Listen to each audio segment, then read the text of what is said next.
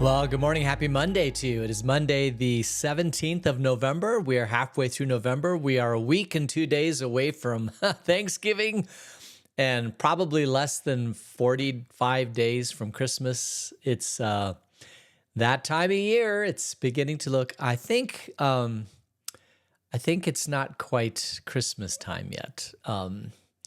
Do you put your lights up? Do you get ready for Christmas before Thanksgiving, or do you wait until after Thanksgiving? Is it illegal to think about Christmas before Thanksgiving? Just all those questions that go through your mind. Not illegal, but, morally unacceptable, I guess. I don't know.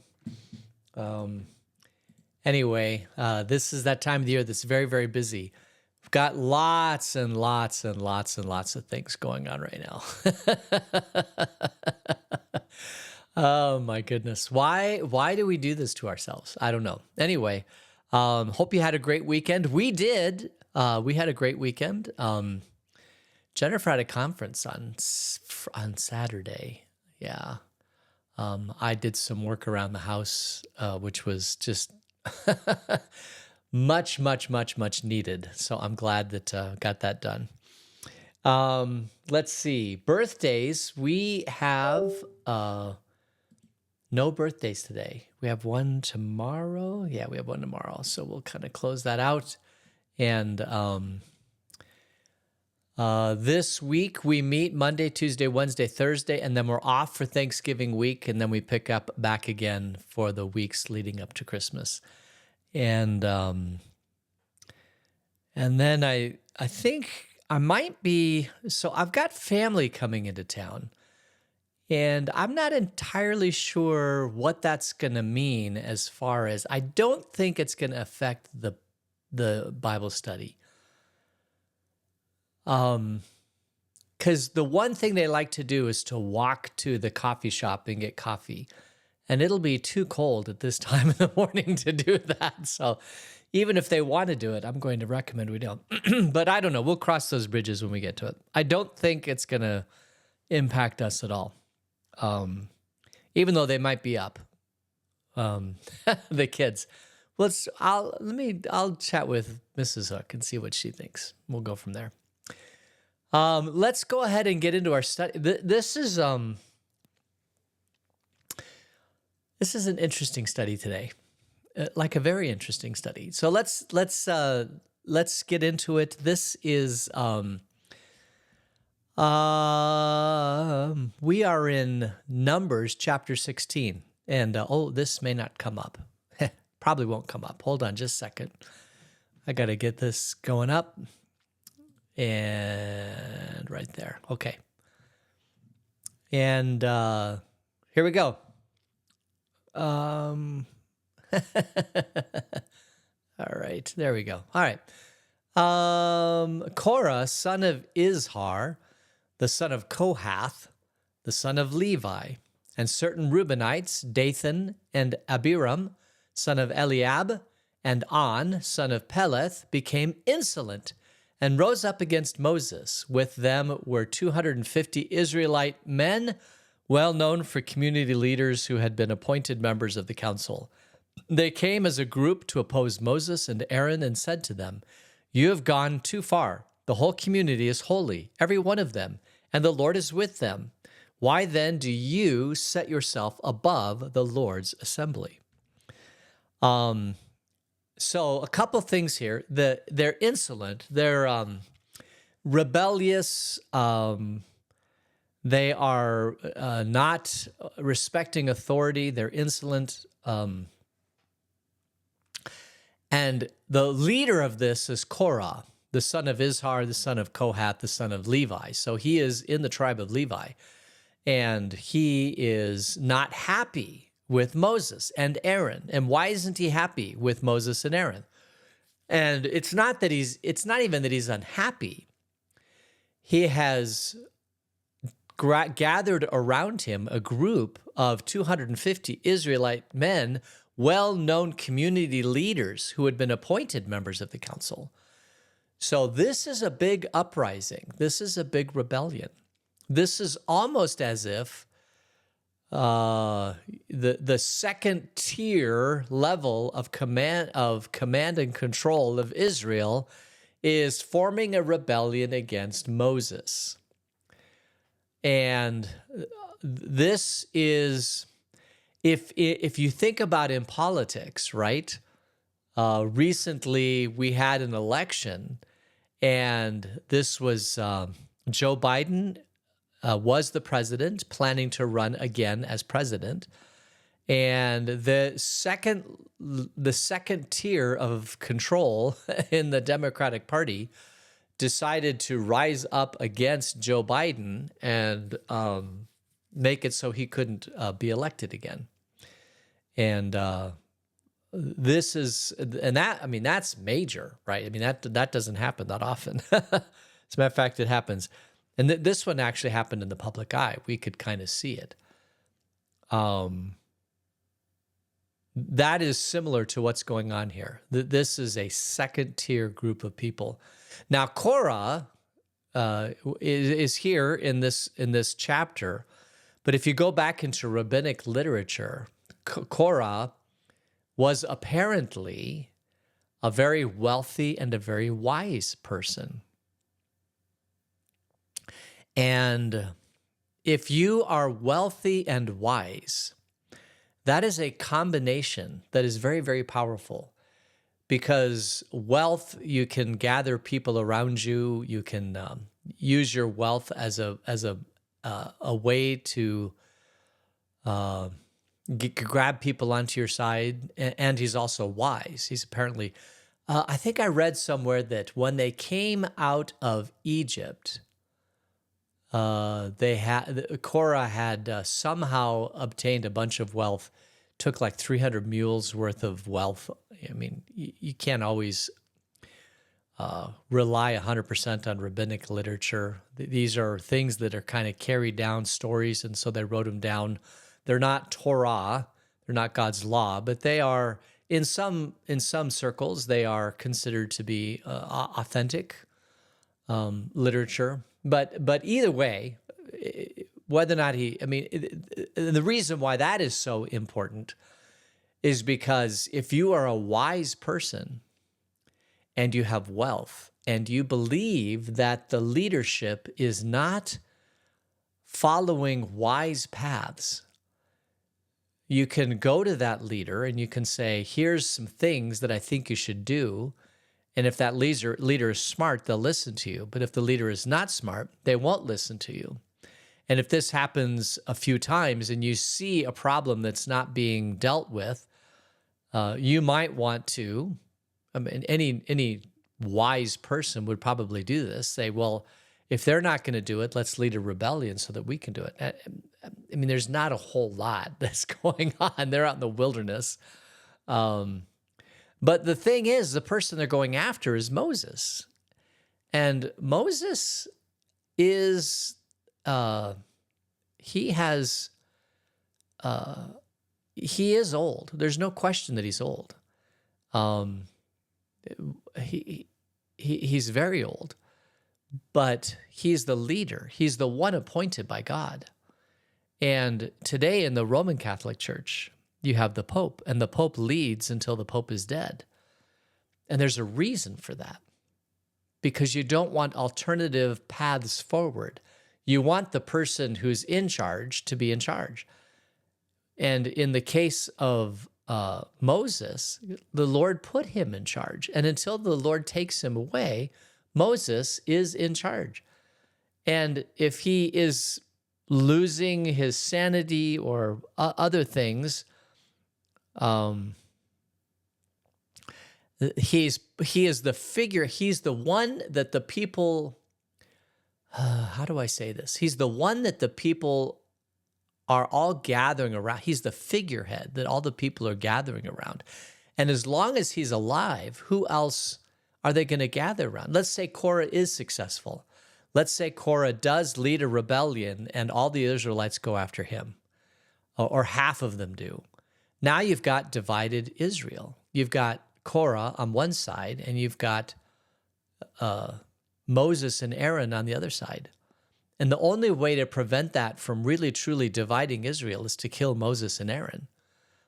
And that's not, I mean, thou shalt not kill. It's unfortunate that Korah feels that he could do a better job at running Israel than Moses himself. And yet, this is the position that he finds himself in.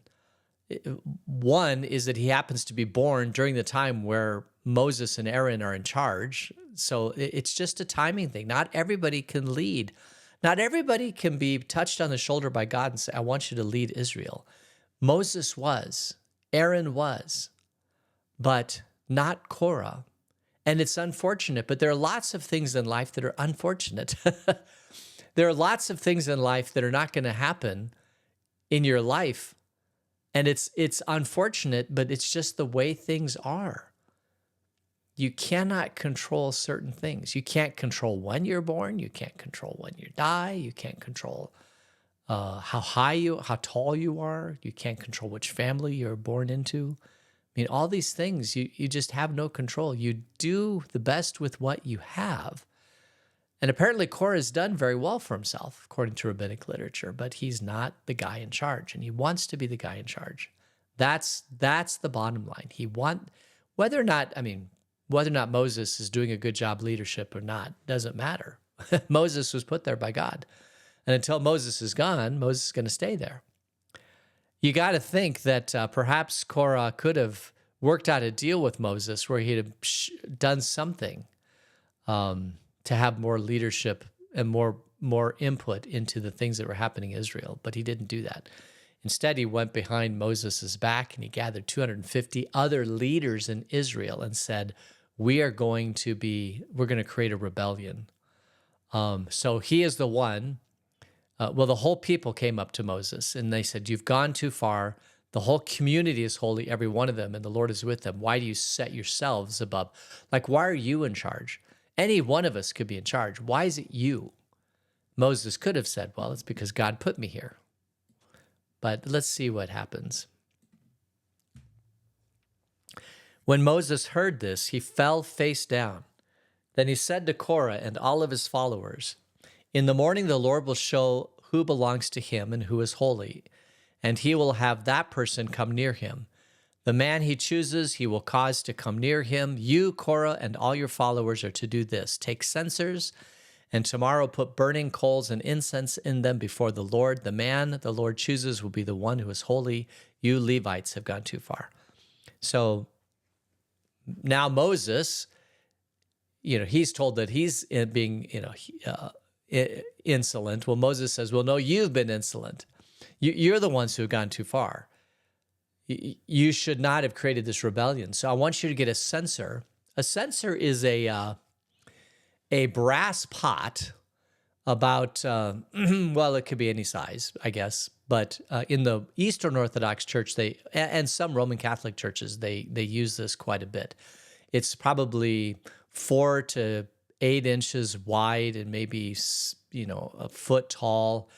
And it's made out of brass typically, and it's got chains coming up from the top of it into a circle, a ring, I guess you could say. And this brass pot, it typically is shaped, I don't know, it's got curves on it. And then they open it up and they put incense in it, and then they swing. Although I think I've seen them round too. But they swing the incense in the sanctuary, and they bring incense into the sanctuary. It's called high church. I even think there's some Lutheran churches that do this also, and it all goes back to the temple where you would have a censer and you'd put incense in it, and you would wave the censer in the temple, and you'd fill the temple with incense. According to most people, I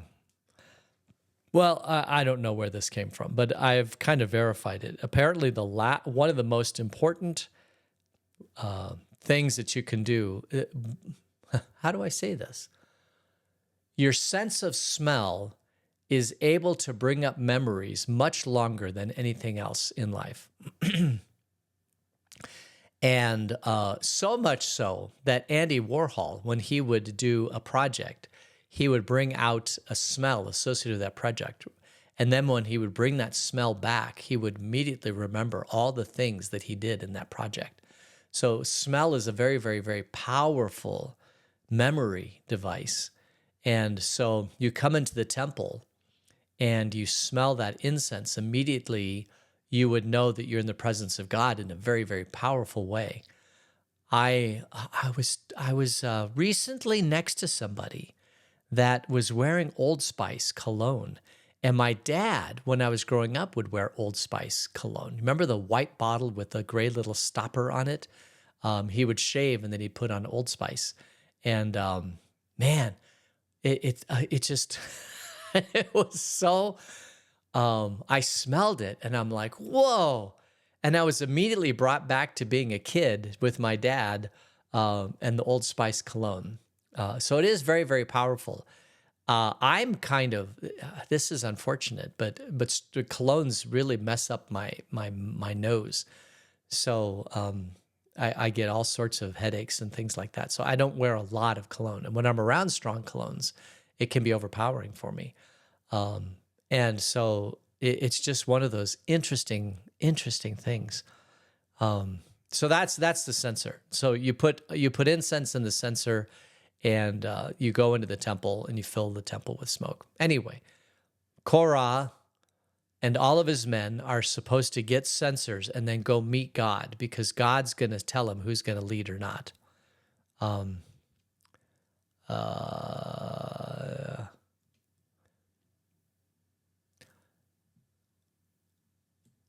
right, verse 8. Moses said to Korah, "Now listen, you Levites, isn't it enough for you that God of Israel has separated you from the rest of the Israelite community and brought you near him to do the work of the Lord's tabernacle and to stand before the community and minister to them? He has brought you and all your fellow Levites near himself, but now you are trying to get the priesthood too. It is against the Lord that you and all your followers have banded together. Who is Aaron that you should grumble against him?" So Moses, couple things here. It's like, who are you? You think that you can lead Israel. This has been a position that God has placed me in. Who are you? If God wants you in charge, he'll put you in charge. But so far that hasn't happened yet. So I'm in charge. And what do you have against Aaron? Aaron is my right-hand man. He's done nothing wrong. He's only doing what I say. And I'm the one in charge. There is nothing that has happened to you that is bad. You are in a position of authority. A position of it. You're just not the guy in charge on top, and you want to be the one on top, and that's not going to happen. You've been treated fairly. You're not in charge. I'm in charge, and unfortunately, he doesn't say this, but you're not going to be the one in charge. Verse 12, then Moses summoned Dathan and Abiram, the sons of Eliab, but they said, "We will not come. Isn't it enough that you have brought us up out of the land flowing with milk and honey to kill us in the wilderness? And now you also want to lord it over us. Moreover, you haven't brought us into a land flowing with milk and honey, or given us an inheritance of fields and vineyards. Do you want to treat these men like slaves? No, we will not come." So he calls two of his people to him, his second command, his second tier of command. He calls them to come to kind of quash the rebellion, if you will. And they aren't coming. He's like, no, we're not going to come. We're going to stand with Korah.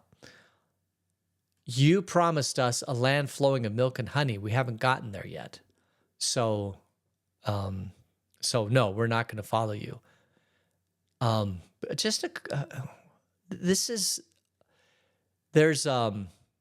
There are entrepreneurs who have an idea and they work towards that idea and they say, we're going to solve this problem. And sometimes it's easy. It's easy if you know the path on how to solve the problem. And so you kind of work on that path, you lay it out, and boom, it's done. But often for entrepreneurs, they say they're going to solve a problem that hasn't been solved yet. And so they lay out a sketch on how to solve the problem, but things get in the way. And they have to modify. And it takes more time. They know where they are. They know where the end game is. They just don't know the path, but they know they're going to get there.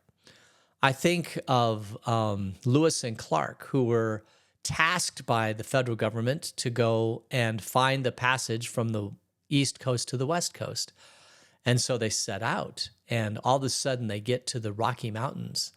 And they thought that there was a thought that they would be able to canoe upstream and then canoe downstream. What they didn't know was that the Rocky Mountains were big, like really big.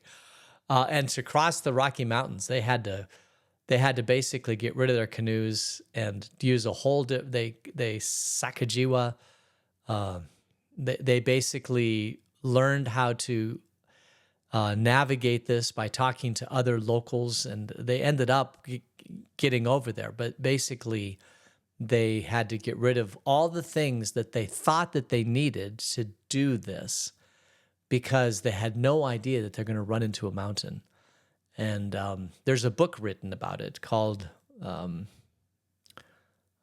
Canoeing the Rockies. I think that's, Canoeing the Rockies. In other words, you can't canoe the Rockies. You have to go over the Rockies.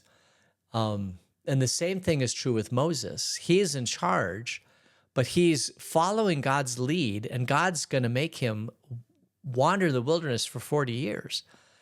And the reason we know is because God wants to kind of delete one generation so that the people that go into the promised land are more appreciative of what God has done for them. And God's going to winnow out the people who came out of Egypt, and he's going to bring into the promised land a whole new generation of people. And it may not seem fair, it may not seem right, but Moses is doing what God told him to do. And second command will always say, we could do this better. It's not just enough to lead. Sometimes you have to lead the people who say they can do this better, which is sometimes a hard thing to do. It's hard to be second in command. It truly is. It takes a special kind of person to support a person like Moses. All right, verse 15. Then Moses became very angry, and he said to the Lord, "Do not accept their offering. I have not taken so much as a donkey from them, nor have I wronged any of them." Moses is complaining to God, "You put me in this place. I have not treated them bad at all." It's not like I'm lording it over them. It's not like I'm stealing their resources. You've placed me in this position. God, help me out here. Verse 16, Moses said to Korah, "You and all your followers are to appear before the Lord tomorrow. You and they and Aaron. Each man is to take his censer and put incense in it, 250 censers in all, and present it before the Lord. You and Aaron are to present your censers also." So each of them took his censers, put burning coal and incense in it, and stood with Moses and Aaron at the entrance to the tent of meeting. When Korah had gathered all his followers in opposition to them at the entrance to the tent of meeting, the glory of the Lord appeared to the entire assembly. The Lord said to Moses and Aaron, "Separate yourselves from this assembly so I can put an end to them at once."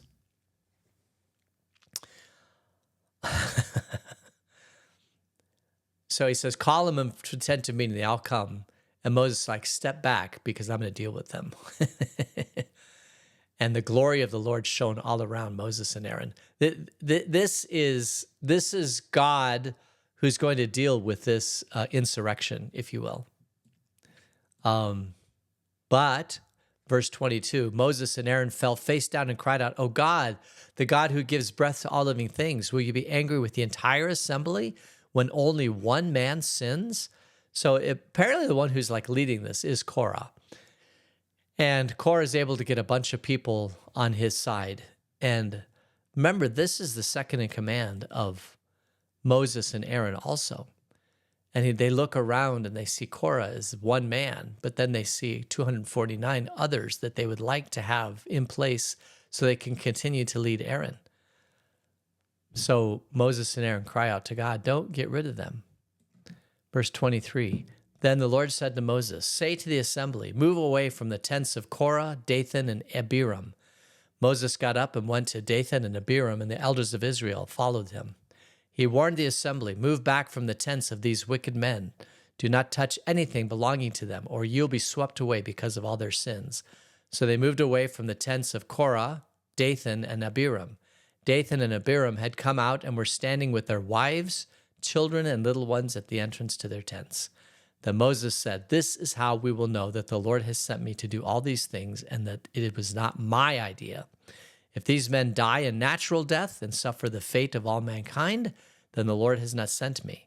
But if the Lord brings about something totally new, and the earth opens up its mouth and swallows them with everything that belongs to them, and they go down alive into the realm of the dead, then you will know that these men have treated the Lord with contempt." So God says to them, Moses says, listen, God's going to deal with these group of people, and you're still not going to believe that the Lord sent me. So here's how we'll know that the Lord sent me. If they die a natural death, maybe they have a heart attack and die, then the Lord hasn't sent me. But if it's something weird and unusual we haven't seen before, then the Lord sends me.